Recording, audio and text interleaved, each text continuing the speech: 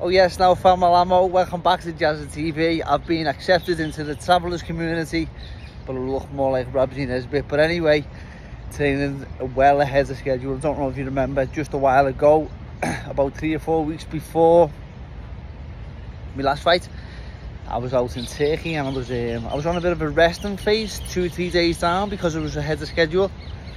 My weight was in a good place and it was ahead of schedule, so I took a few days off. And that's where I'm at once again.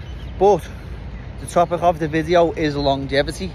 Now, I've been professional for 13 years, and sometimes people say to me, fuck's sake lad, how long are you going to go for? How long have you got left? And the truth is, that's a long time. I believe I put it down to God and my faith. Now, I know it's going to be up for dispute. People aren't going to like that hard, especially if they don't believe in all that stuff. But that's what I attribute it to. But I can also tell you what I have done, what I have tried to do to maintain longevity in boxing, in my boxing career. I'm now 33, started at the age of 12, 13, so maybe I've been in boxing for 20 years. And I have the same approach to today that I did have all them years ago. And I've always said, if I don't like boxing anymore, I'll feel no pressure. I done it off my own back. I'll stop off my own back if I don't want to do it anymore. I just won't do it. I box because I love it, and I've got goals and ambitions that I want to fulfill in the sport. Anything else I see is disgrace. I accept them, and many good avenues that came through boxing. I never thought I'd go on a pundit on the television. I never thought I'd be a landlord. I'd never even thought I'd go away on a holiday, you know what I mean? All these little simple things, and a lot of these things have all came through boxing. So I've got boxing to thank for a lot of success in my life. But I've also got a lot of people in boxing too. But I've also got a lot of thanking myself to do for my hard work, because I do work hard. So I'm going to tell you what I did do that gave me the longevity. And now, not everyone's going to go through the same longevity process in life, and we're all different, we're all individual. Maybe I'm an outlier, but I'll tell you what I have done and what I haven't done, which is given me that longevity. And I think it can help some fighters, but it's not just that you do it for a month and it works. It takes decades, you know what I mean, to get it. You have to put decades of work in this area, and then it comes back, as I'm only realising as of late, you know what I mean, because sometimes I look back and I go, fuck's sake, wow, how am I still going at this pace, you know? Does it ever end? Obviously it does, but no time soon. So for the longevity, number one, let's have it.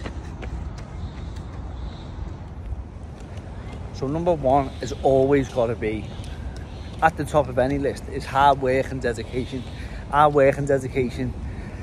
If you haven't got that in boxing, I'm very sorry to tell you, you're just blagging it, and someone's going to find you out. And when they do, it's not going to be on Instagram or like in somewhere safe. It's going to be in front of hundreds of people, thousands, if not millions, you know, depending on how well you blag it. You can blag yourself into a stadium full of people who are watching you, and if you've half-assed it all this time, you're going to get found out. So please, determination and dedication. So food, one what always kept me safe, my safety mechanism. I don't wish that I didn't used to not eat crap food, because I learned a lot of lessons along the way. I eat perfect right now in my life. I eat like an athlete should, but as a kid I didn't. And I blagged it and I got found out many times because of it, you know. And I faced public humiliation and disgrace on the big stage for doing it. And that's why I know you get found out, because I have been. Nearly got killed there. But for your entertainment. But what I did do, because I did eat food like that, I'm glad food was my option, because we all have our options, don't we? And food can often be the least sinister of them all. And I used to say to myself, I used to watch my mates, I used to put on loads of weight when I come back to the gym after the fight, and my coach would say, fuck's sake lad, what have you been doing? Jazz, have you been in the fridge again? And I'd say, no. No, as if like nothing has happened, you know what I mean? As if like I didn't have a clue what was going on or why I put this weight on. And then my mates would be out on all sorts and they wouldn't put no weight on, but you can tell they damaged themselves and they were in a bad way. They would get through the session, but they wouldn't enjoy the session, you know what I mean? So I used to think to myself, fucking hell, if I could just if I just go and have a line or a bevy, I wouldn't even put all this weight on. But I'm not going to start doing that, because then I'll create two rods from my own back, so to speak. But yeah, food, make sure you eat well. You're going to thank yourself later on down the line, definitely 100%. When I said I don't regret it, that was for psychological reasons, not because of the physical implications that it brings on you. Food is so important, and the more nutrition that goes into you. When I was in the gym as a kid, there was a fighter called Anthony Fowler. Anthony Fowler was 10 years ahead of me and a lot of the lads in the gym because of his nutrition. And at the age of like 16, he was taking creatine. I didn't know what it was. I just seen white powder. I thought it was bad, as most white powders are. You know, I didn't used to take protein shakes at that age. They were around. He used to take them. My mate John Nedo used to take them. White powder, to me, I thought it must be bad. I'm not taking that. That's how I seen it. It was a little bit mad thinking, but that's just the way I used to think. But he was ahead of us, and like, he was in great shape. He had abs and all that, while I'd be fighting in the championships with a pot belly. He'd have an 8-pack, you know. And if you want to go far in a professional sport or any sport, it starts in the grassroots levels. And if you can win the championships, then you fight for England, then you fight for GB, then you're going to get a professional contract. You get a professional contract, you're going to fight on the telly, and that's just how it is. So, food, I might just sound like I'm saying food, but everything, the effects of eating well is, it's going to come back, it's going to pay dividends. So, that's one. Longevity. Now, I haven't ever experienced this, but I know of people who have taken steroids. Well, when I say I know of them, I don't know them personally, I'm not going to name no names, but I strongly suspect people who have taken steroids. And I wouldn't suggest that. I would suggest longevity, hard work, clean living. And because what happens is, you see these people, they have a short shelf life, I think, because there's no such thing as a free lunch. That's what I strongly believe. And with the steroids, they're giving a lot of benefits, but also a lot's taken from them. You can see, like, the stress. I've watched a lot of documentaries. You see the stress in people. They're hiding from UCAD, VADA. It sounds good at the time because of everything that comes with it, but they don't talk about the side effects that come with it, and they don't talk about the stress that comes with it also. So I would say stay away from that, because I think it seems to be one of them things, once you start, you just can't stop. So stay away. Everyone obviously thinks, what's it going to be like if you have steroids? What would it be like? Would I be better? Would I win a world title? I'm a guaranteed world title. But the truth is, look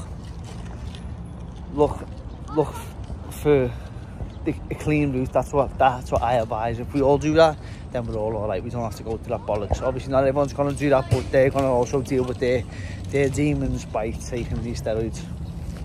Now, each to their own. I'm not advising anyone around that stuff, nor would I ever, because I haven't got a clue, and that's the truth. But yeah, that's just my opinion on longevity. I believe it comes good for people in later life, TRT dosages and stuff like that. From what I have looked up on, I think that would be good for people, longevity and like half staying young. But then again, in boxing careers, it's a short career. Do the best you can and live a clean life. I'm starting to sweat my head off now, so just bear with me, yeah. But sleep is a massive one. Sleep is gonna now, when I was younger, I didn't see it like this. It was when I got this band, I started wearing one of these Whoop bands about four sweat me off here, by the way, about four maybe close to 5 years ago. I started wearing one of these Whoop bands. I always had an Apple Watch since I could get one when I was younger, but when I started wearing a Whoop band, the watch weren't performance based, it was more recovery based, and every bit of recovery is going to be affected by sleep. So sleep, getting a good night's sleep if you want to be the best. I think that, well, I know that your sleep, not only does it give you the rest that you need and the recovery that you need and the growth that your body needs, it also changes the mentality, which is more important. So you're not getting through sessions, you're not getting through them, you're going through them, surviving, you're thriving, and you're gonna make the most of every session. You're gonna have your eyes open to what the coach is telling you. You're gonna be alert, and you're gonna be cognitively alert and aware, and you're gonna be looking to get better every day. If you are tired and you turn up at the gym, you can't be bothered, because you're just a different type of person, you're a different type of fighter. So the fighter who turns up on a Friday morning is a lot different to the fighter who turns up on a Monday morning, So that was it's a no-brainer really, but it's just something that it's easier said than done. Sleep is a massive one. And this one, it's a hard one to tell people, because I don't even know if it's the right thing. If it pays off for me, it's going to be the right thing. If it didn't pay off, I missed out a lot. So I fucked my social life off when I was a kid. I just said no to a social life because I thought drinking, here's the things that's going to come with social life: drink, drugs, late nights, mad women, possibly crime. So I said fuck all that off, because it's not gonna do me any good, And that was it. Probably could look back and say I had a wise head on young shoulders at the time to say that. And that's tough to advise people to do that. I get that, I understand that. Would I advise it? 100%, because of all the good things that have come to my life through doing that. I live a pure life, I live a good life, I live an honest life. More importantly, I live a clean life. Now, would I do that if I had a social circle still? Probably, yeah. But it's just that the influences, I'll be influenced on other people. I'm a bit of a messer. Anyone who's going to knock around me, we're going to get into some sort of bother, because they were just going to get up to no good, because I was just a messer. So I'm not saying they're the problem, I'm saying I will be the problem, and you will be the problem in your social circle. If you take yourself away from it, sometimes it can benefit you. That's all I'm saying. So what I'm saying is just be mindful. Don't make it your life. Don't let your life evolve around it. But just some days, you don't always have to be there. You don't have to be there. What's it, FOMO it's called, innit?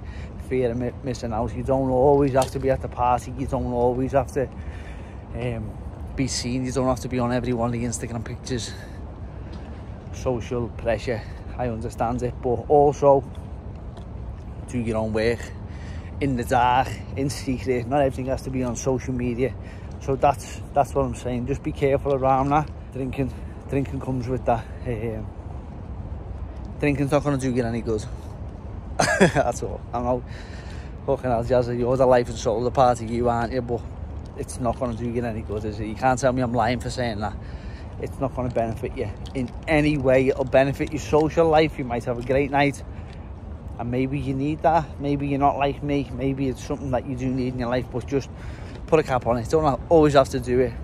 What I'm talking about here is longevity. If you want to have longevity in the sport, you want to be like me, you want to be going for 13 years and more, and still going better than you've ever been after 13 years, fuck the drink off. Do it young. It's not going to benefit you at all. Now, drugs. What I've just said, at times are by 10. Not going to do you no good at all. You're just going to fucking ruin your life. There's going to be effects of taking drugs, and I'm not just talking about the come down. I'm going to talking about the consequences of being on drugs. Who you are on drugs is not who you are off drugs, and you're going to have a bit of a you're going to backlash, aren't you? You know what I mean? The things that you do when you're on the drugs are going to come back on you when you're off the drugs. So you can start that shit. It's not even worth it. Family and friends. The family and friends you have around you will have more of an impact on your career than you know, because let's just take two situations. You've got your brother. Now, we have loved ones, don't we? Sometimes we have to distance ourselves from our loved ones. Just think about this. Your bird's a fucking barn pot, and your brother, he's fucked on the coke. Now, you might love these two people, but now if your brother's not, your brother's got he's got a nice family, he's got a nice business, he takes care of himself, and your girl supports you. She looks after the kids, blah, blah, blah. You've got a nice, healthy home. Them two people there, they're going to have to live a completely different life. You know what I mean? If you've got a clear mind, you can go to the gym, you can have a clear mind, you can learn, you can get better. And that will help you with longevity more than you can imagine. And here's what lies on the other side of it. You get to my age in the 30s, it's how you lived in your 20s will now come back on your 30s, you know. So how you live in your 30s, obviously I'm living for my 40s with my kids and my family, and I'm trying to create a future for them. But I do know that the last 10 years of my life, my existence, all the hard work I've put in, it has paid dividends, and that's what longevity is, isn't it? You get to your 30s, if you are in your 30s or your 40s, by living this way, and you'll look around and you'll go, you know what, I'm glad I put that hard work in, I'm glad I put that sacrifice in, I'm glad I didn't have them late nights, I didn't have them mad parties, I'm glad that I didn't go and harm myself in my 20s or my 30s or whatever. And now I'm very grateful I'm in a position here right now that I can enjoy my family time. I've got my health, which is so important, and if you have got wealth, and that's additional, isn't it? That's a bonus too. But you got your health, you're so grateful and blessed, and that's what it's all about: longevity, health, happiness.